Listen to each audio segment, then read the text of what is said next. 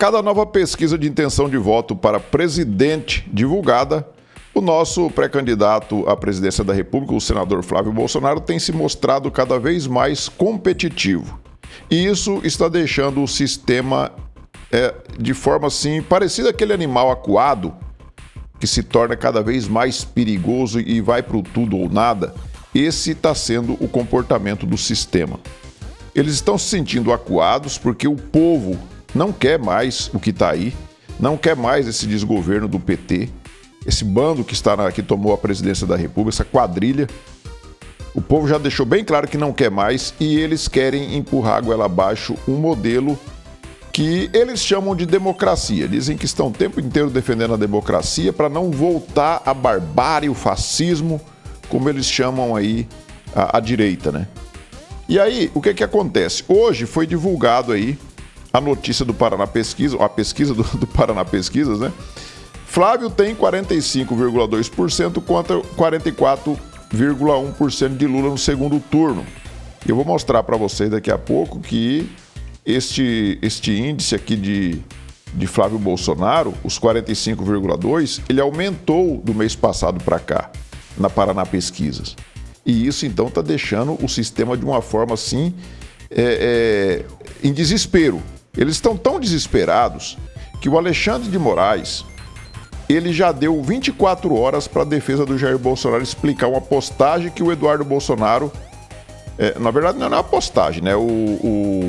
Que o Eduardo Bolsonaro fez. O Eduardo Bolsonaro, ele fez um discurso lá no CIPEC, lá nos Estados Unidos, e ele disse que estava gravando um vídeo ali para mostrar para o pai dele.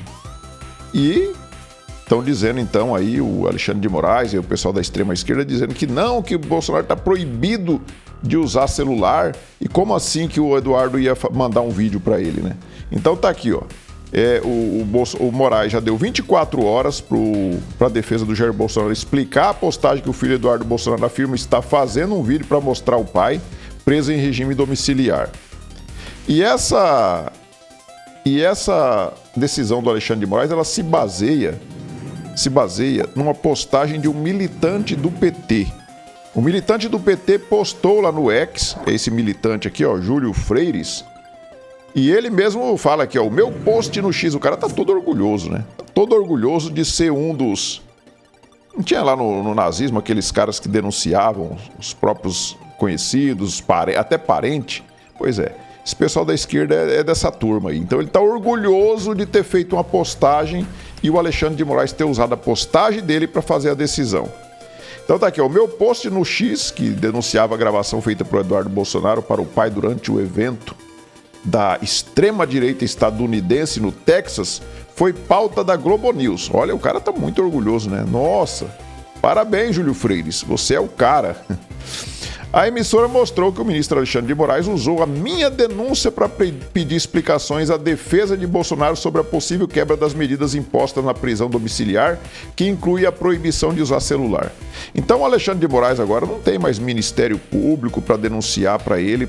Não tem. Ele vai lá na rede social, pega uma denúncia de um militante da extrema esquerda. Você vê que o cara é militante mesmo. E ele usa isso para tomar uma decisão e pedir 24 horas de explicações para o presidente Bolsonaro.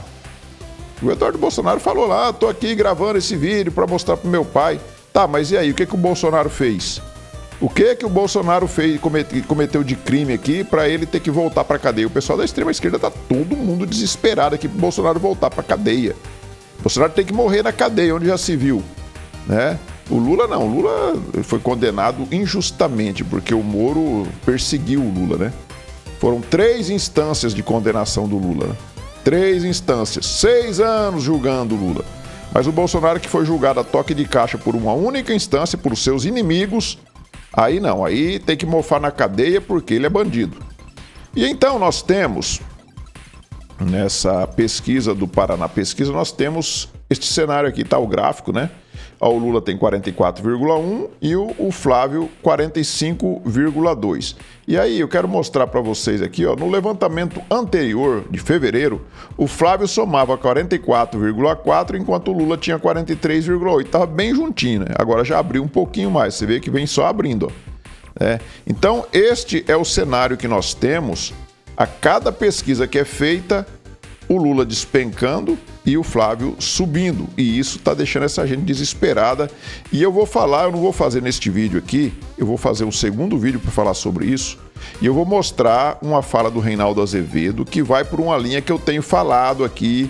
Esses dias teve um evento aqui na minha cidade, um evento do Partido Liberal, um evento de filiação, e eu estava falando para algumas lideranças aqui do PL local, aqui do Mato Grosso, sobre pode-se dizer uma teoria da conspiração minha, pode-se dizer, mas eu estou defendendo a tese de que eles podem, inclusive, querer caçar o registro do PL às vésperas das eleições.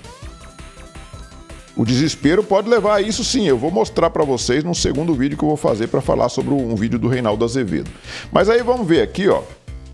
Vocês viram que esse desespero do pessoal da extrema esquerda, quando o relator foi ler o relatório ali da CPMI do INSS, teve esse caso aqui, que o Lindenberg Farias e a Soraya Trambique, o Lindinho e a Trambique, eles foram lá e denunciaram o Alfredo Gaspar, o relator da CPMI, de ter cometido um crime gravíssimo, que é um crime de estupro, né, o abuso de uma vulnerável, né, um adolescente de 13 anos e que haveria uma filha de 8 anos decorrendo do suposto abuso. O Alfredo Gaspar mostrou o caso, era um primo dele, que hoje é juiz, o cara tem 60 anos hoje. Quando eles eram adolescentes, quando esse primo dele era adolescente e a menina também era adolescente, tinha 13 anos, eles tiveram um caso, a menina engravidou e hoje a filha já é uma mulher casada, que já tem inclusive filhos, e não tem nada a ver com o Alfredo Gaspar. E a menina, a mulher, hoje a mulher já fez até um vídeo mostrando, o Alfredo Gaspar mostrou o exame de DNA, que o primo dele é o pai, né? Mas aí, o que acontece? Segundo aqui o Poder 360, né? O Poder 360 traz aqui, é o seguinte. Depois de acusar deputado por estupro, Soraya Tronic diz não ter de provar nada. Ela não tem que provar nada, ela acusou e o cara que se dane.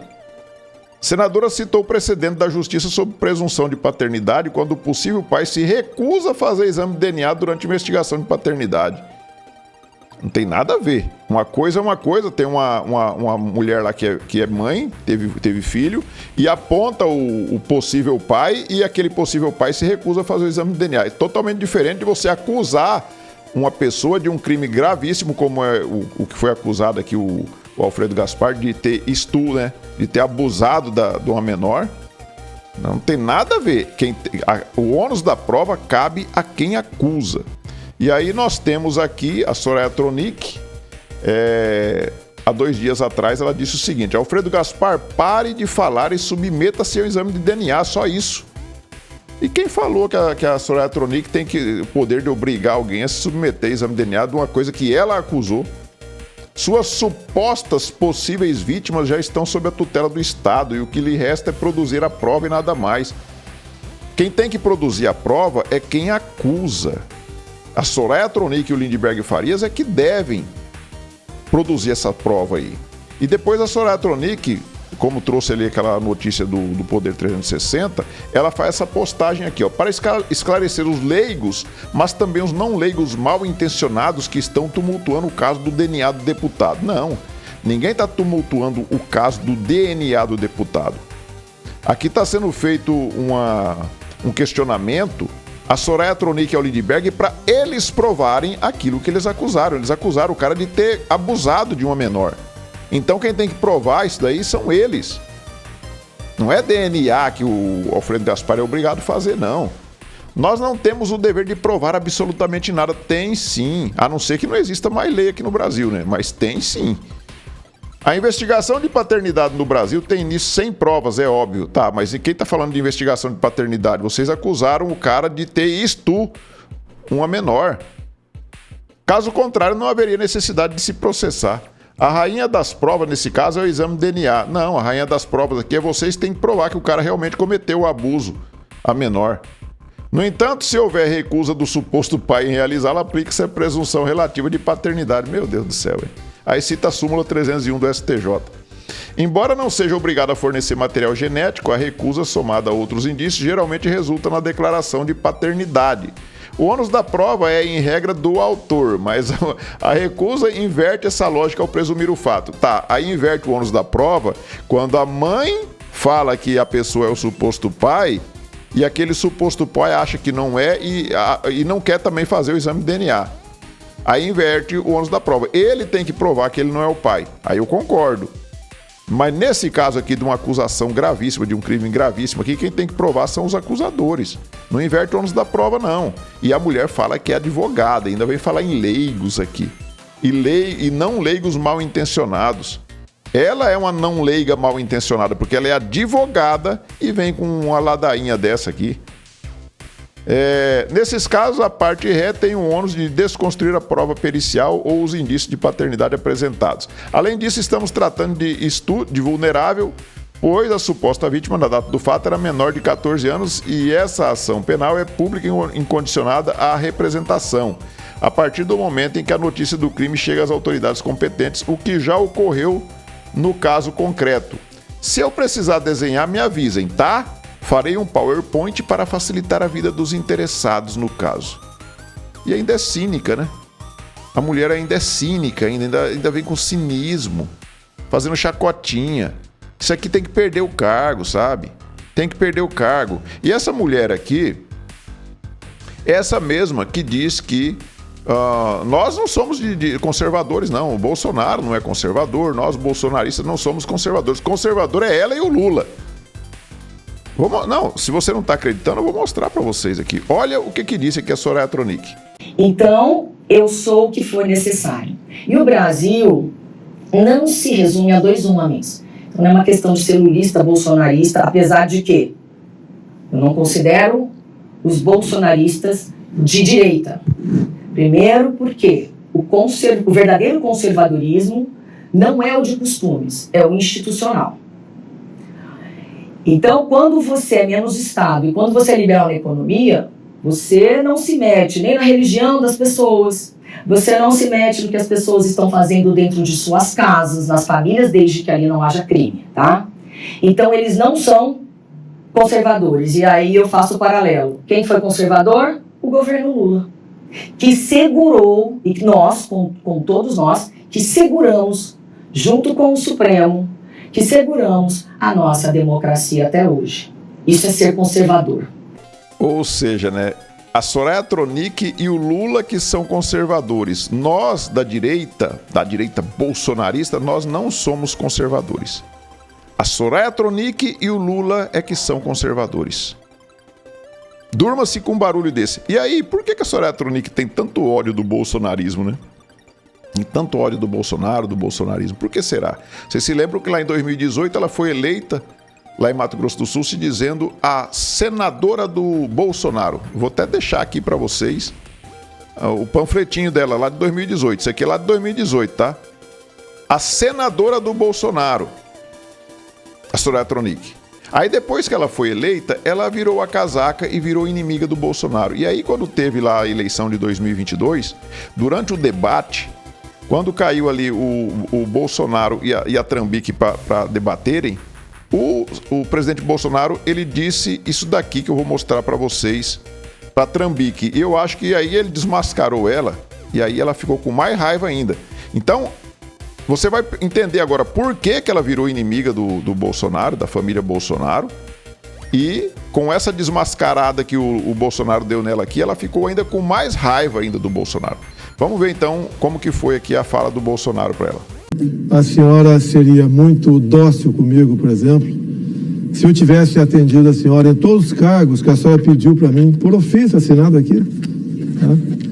Então a senhora não nega isso aí. Sudeco, IFAM, IBAMA, a senhora gosta de cargos, deitar e rolar. Como a senhora não conseguiu, a senhora basicamente virou uma inimiga nossa. Né? Mas tudo bem, é a política. E mais ainda, a senhora fez campanha, tenho vários vídeos, em Mato Grosso do Sul, humildemente, panfletando os carros. Sou a candidata do candidato Jair Bolsonaro, vote em mim. sou leal a eles, já tive contato com ele, comungamos da mesma proposta. Eu nunca fiz contato com a senhora usurpou do meu nome para se candidatar e chegar ao Senado por Mato Grosso do Sul. E olha que eu já servi em Newark, Mato Grosso do Sul, por 3 anos. Conheço bastante o povo lá de Mato Grosso do Sul. E o povo me conhece, eu estou há 3 anos e meio no governo. Um exemplo, não tem corrupção. Teria, se eu atendesse esses pedidos de cargos, que é aí que funciona a corrupção, são os pedidos de cargos que eu neguei para a senhora. Então, olha só, 3 anos e meio no governo, sem corrupção, tranquilo, não atendendo a pessoas como a senhora. Esse é o modelo de governo que o Brasil precisava. Então, aí você vê que o presidente Jair Bolsonaro simplesmente desmascarou a Trambique. Ele apresentou ofícios que ela tinha pedido cargo para ele quando ele era presidente, né? Como ele não atendeu, não deu os cargos que ela queria, e teve alguns até que ele deu e depois ele retirou, porque eram pessoas incompetentes, pessoas mal intencionadas, como é o caso da Trambique. Pessoas como essa não vão se juntar a pessoas bem intencionadas. E aí, durante o transcorrer do debate ali, ela fala que não, que ele deu cargo para si. Ele fala, não, eu dei. Teve alguns cargos que eu acabei concedendo, mas depois retirei, porque eram pessoas incompetentes como a senhora, mal intencionados. Então ele desmascarou a Trambique aqui nesse debate. E aí ela ficou com mais raiva ainda do Bolsonaro e de sua família. Então essa turma aqui, a Soraya Trambique está junto com esse pessoal do PT. Essa turma aqui está desesperada. Com as pesquisas aí mostrando o Flávio na frente, eles estão desesperados, estão loucos para mandar o Bolsonaro de volta para a cadeia, para o Xandão mandar o Bolsonaro de volta para a cadeia. Estão loucos aí para tentar, de alguma forma, eu vou mostrar para vocês no próximo vídeo que eu for fazer sobre o Reinaldo Azevedo, que eles estão loucos para caçar o registro do PL, para acabar com a direita e ficar só a esquerda e o centrão disputando as eleições. E tem muita gente que não está observando isso daí, não está levando em consideração. Essa turma aqui é capaz de tudo. Eles não estão nem aí para a legislação. Eles são capazes de tudo pelo poder. E principalmente para salvar a própria pele, que é o caso do Alexandre de Moraes e do Dias Toffoli aqui, companhia limitada. A gente sabe muito bem que se eles deixarem a direita eleger a maioria de senadores e eleger um presidente, eles estão lascados, estão ferrados. Eles sabem disso. E eles não vão ficar esperando quietinhos. A gente sabe que esse pessoal é bandido. Eles não estão nem aí para a lei. Então, eu quero que você até comente aí embaixo o que você acha. Esse pessoal em desespero, eles são capazes de tudo ou não são? Fazer igual a Dilma disse, né? Fazer o diabo para ganhar a eleição. Vocês acham que eles não são capazes de fazer o diabo para ganhar a eleição? Sim ou não? Comente aí que eu quero saber a sua opinião. E também já aproveite para deixar aí o seu like e também compartilhar esse vídeo com mais pessoas e também se inscreva aí no canal. Nós nos vemos no próximo vídeo. Fiquem todos com Deus. Tchau.